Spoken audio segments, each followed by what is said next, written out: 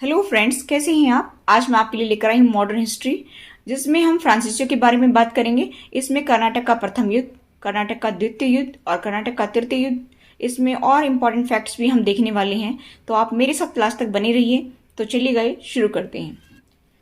देखिए, हम इसमें फ्रांसीसियों के बारे में स्टार्टिंग में पढ़ेंगे कि फ्रांसीसी भारत में कब आए थे। 1664 में भारत में आए थे, ठीक है। और अंग्रेजों के बाद में भारत में जो है फ्रांसीसियों ने प्रवेश किया था और 1954 तक भारत के कुछ क्षेत्रों पर अपनी शासन व्यवस्था को संचालित किया उन्होंने। फ्रांस के शासक लुई 14वां और उनका प्रधानमंत्री कोलबर्ट के सहयोग से फ्रांसीसी ईस्ट इंडिया कंपनी की स्थापना की गई। अगर हम इसमें और बात करें तो सभी यूरोपीय कंपनियों में इस कंपनी पर सरकार का सबसे अधिक नियंत्रण था, इसलिए इसको सरकारी कंपनी भी कहा गया। इन लोगों ने क्या किया कि 1668 में सूरत में अपनी पहली फैक्ट्री स्थापित की। 1668 में इन्होंने पहली फैक्ट्री स्थापित की। 1669 में यानी कि 1669 ईस्वी में इन लोगों ने दक्षिण भारत में अपनी प्रथम फैक्ट्री मसूलीपट्टनम में स्थापित की। सूरत में फ्रांसिस कैरो और मसूलीपट्टनम में मरकारा के नेतृत्व में फैक्ट्री स्थापित की। फ्रैंक मार्टी ने 1673 में पांडिचेरी की स्थापना की और इसकी घेराबंदी करा करके इसका नाम फोर्ट लुई रख दिया। 1674 ईस्वी में औरंगजेब के मामा शाइस्ता खान ने बंगाल के क्षेत्र से भूमि लेकर के चंद्रनगर नामक शहर को स्थापित किया, जो फ्रांसीसियों का सबसे महत्वपूर्ण केंद्र था। जिस प्रकार अंग्रेजों के लिए कलकत्ता का महत्व था, उसी प्रकार फ्रांसीसियों के लिए चंद्रनगर का महत्व था। जब इन लोगों का क्षेत्र विस्तार हुआ तब डुप्ले को गवर्नर बना करके भेजा गया। डुप्ले की महत्वाकांक्षाओं ने 3 युद्ध को जन्म दे दिया।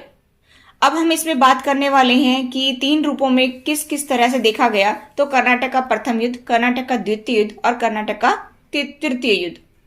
अब कर्नाटक का प्रथम युद्ध कब हुआ था? 1746 से 1748 में।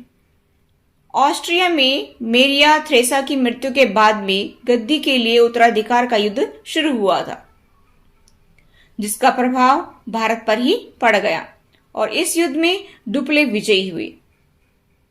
एलासापोल की संधि से युद्ध समाप्त हुआ, ठीक है। नेक्स्ट अगर हम बात करें, मेन पॉइंट्स इसमें देखने वाले हैं। कर्नाटक का द्वितीय युद्ध। कर्नाटक का द्वितीय युद्ध कब हुआ? 1748 से 1754 के बीच में। 1748 यानी कि 1748 ईस्वी में कर्नाटक के शासक दोस्त अली की मृत्यु हो गई। तब उसका पुत्र अनवरुद्दीन गद्दी पर आया, लेकिन वहां की जनता दोस्त अली के दामाद चांद साहब को पसंद करती थी। हैदराबाद के निजाम की भी मृत्यु हुई 1748 ईस्वी में और उसका पुत्र नासिर जंग गद्दी पर आया, लेकिन निजाम के पौत्र मुजफ्फर जंग ने शम को नवाब घोषित कर दिया। डुप्ले ने चांद साहब और मुजफ्फर जंग को अपनी तरफ मिला करके 1749 में अंबर के युद्ध में नासिर जंग और अनवारुद्दीन की हत्या कर दी।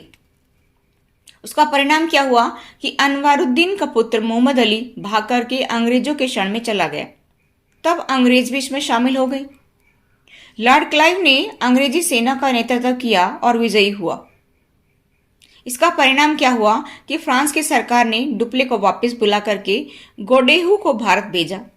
कर्नाटक का तृतीय युद्ध। अब हम बात करते हैं कर्नाटक का जो तीसरा युद्ध है वो 1756 से 1763 के बीच में हुआ था। अब हम बात करते हैं कि जैसे 1756 और 63 के बीच में 1757 भी आता है, तो 23 जून 1757 में प्लासी का युद्ध भी हुआ था, ठीक है। अब हम बात करते हैं कर्नाटक के तीसरे युद्ध की। तो यूरोप में जब सप्तवर्षीय युद्ध शुरू हुआ तो भारत में भी फ्रांसीसी और अंग्रेज आपस में उलझ गए। परिणाम क्या हुआ कि ये युद्ध होकर के ही रहा, ठीक है। 1760 ईस्वी में वांडीवास का युद्ध हुआ, जिसमें अंग्रेजों ने फ्रांसीसियों को अंतिम रूप से पराजित कर दिया। इस युद्ध में अंग्रेजी सेना का नेतृत्व सर आयरकूट ने किया था। फ्रांसीसी सेना का नेतृत्व काउंट डी लैली ने किया था, जो पराजित हुआ। अब यहाँ पर 1763 तक की बात हुई है, तो 1764 की बात मैं बताऊं तो बक्सर का युद्ध हुआ था 22 अक्टूबर 1764 में। इंपॉर्टेंट फैक्ट्स की हम बात करें तो यहाँ पर इंपॉर्टेंट फैक्ट्स क्या हैं कि फ्रांसीसियों ने 1954 में पांडिचेरी को मुक्त किया था। 1616 ईस्वी में डेनिश ईस्ट इंडिया कंपनी की स्थापना की गई, जो डेनमार्क की कंपनी थी। नेक्स्ट अगर हम बात करें 1731 में स्वीडिश ईस्ट इंडिया कंपनी की स्थापना हुई थी, जो स्वीडन की कंपनी थी। लेकिन इन लोगों ने अपना सभी व्यापारिक केंद्र अंग्रेजों के हाथ बेच करके वापस चले गए।